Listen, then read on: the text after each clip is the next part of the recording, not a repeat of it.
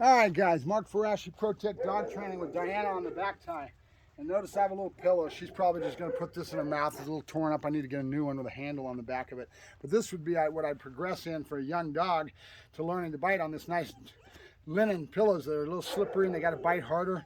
She's not anywhere near ready to do this. This is just going to be introduced to her and let her grab it and go away from it. Most of the work's going to be in trying to get her to learn to play the game and go after this sack, and then trying to set bite and work on bite.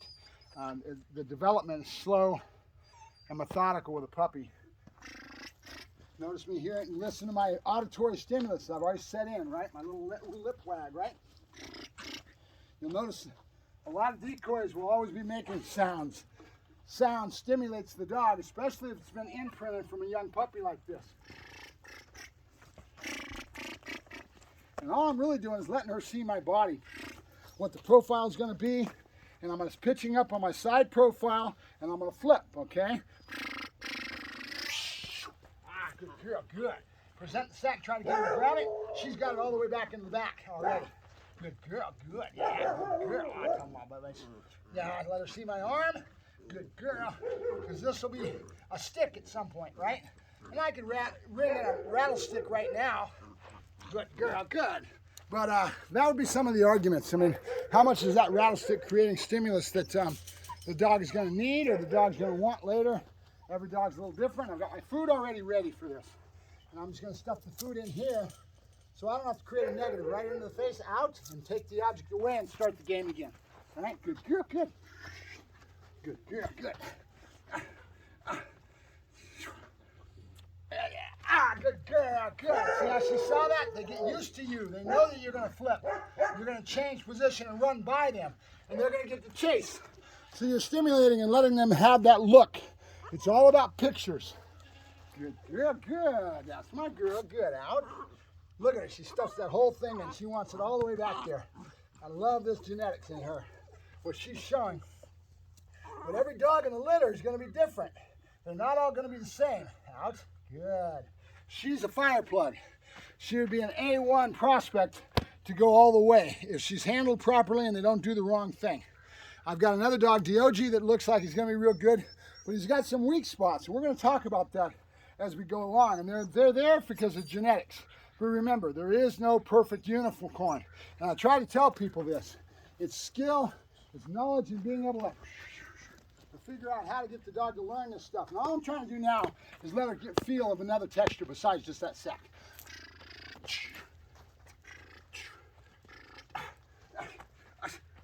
Ah, good. Same profile, same presentation that she's going to get used to. We're just building on consistency, right? Remember, she's not even 12 weeks old yet. She won't be 12 weeks until the 17th, coming up next week. She's just a baby, huh? She's just a baby, huh? See, there's that stimulus. Ah, good girl. And if you time it with pattern, with noise stimulation, with presentation, you start to create these behaviors that you're looking for. I'm out to try to get the dog to be aware of the fact that I'm going to pitch and I'm going to move, I'm going to go sideways, and she's going to be able to strike. That's what we're after. And also, I'm just trying to get her to feel a different texture, which is this pillow. It's not always going to be a sack. I'm presenting this early because it's going to go into tugs and a bunch of other bite things. Oh, good, good, good. Ah, oh, she missed it, she loses it. Ah, good girl. Notice that time, I hesitated and I just gave it to her. And I timed it right into that back of that mouth. Look at that bite. All the way back here. Good girl, good. That's done by the decoy. Done by the person that's working the dog. The dog doesn't grow these skills on their own. They have to be worked properly. So finding people that know what they're doing and really understand the whole concept of a dog and their natural instincts from a puppy on up. Dogs change, they mature. The genetic lines are different. I had a guy last night, I was watching one of his videos, and he's working some dogs that are prey animals. And he's starting to flip them and let them see defense. And he's good at what he does. He's putting pressure at the right time, putting the pressure when the dog responds to it right. He's giving the dog the win. So that timing is real important. And knowing what you're doing is real important. You're just watching a video, you're not going to have a clue, because when you get in here, you have to know how to read that animal's body language and see what they're giving you to be able to give them the right responses to grow the dog, right? Without proper work and somebody who knows what they're doing, you're not going to be able to do that. I got a guy that bought a dog from me a couple years ago. I've talked about him before. When I first saw him out there, he was learning and growing, and he had a flirt toy. And he had seen this from another trainer in another area that used it very productively, okay? The man lives by these flip poles, these flirt poles, and he does a great job with it. It's part of his accent points and how he brings up a dog. It's not wrong. It's not to say that when I mentioned that flirt pole the other day that I'm not saying that they're useful. They are. It's just a matter of understanding. So this guy got stuck on this dang flirt pole, and that's all he knew how to use, and he had no clue on how to build a dog.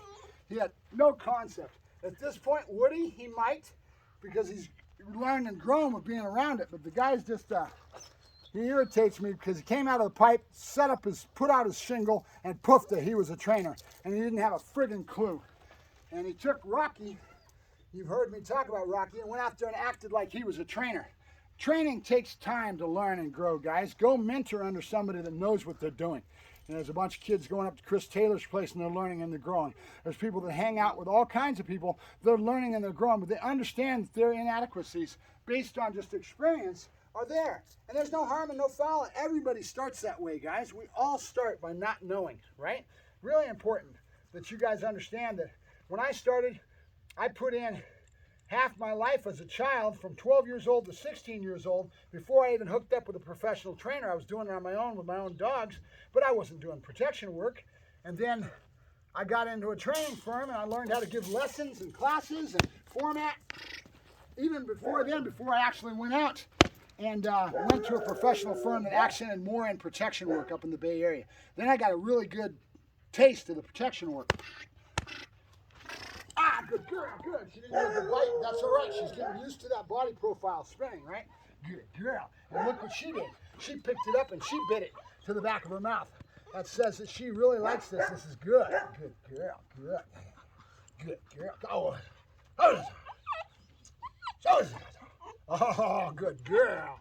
She doesn't want to lose that weight. Oh, good girl. Good. Yeah, good girl. Good girl. Good girl. Oh, good girl. All right, Mark Ferrasci, ProTech Dog Training. Yakking at the screen as usual. Hope that was a good one. Have a good day, guys.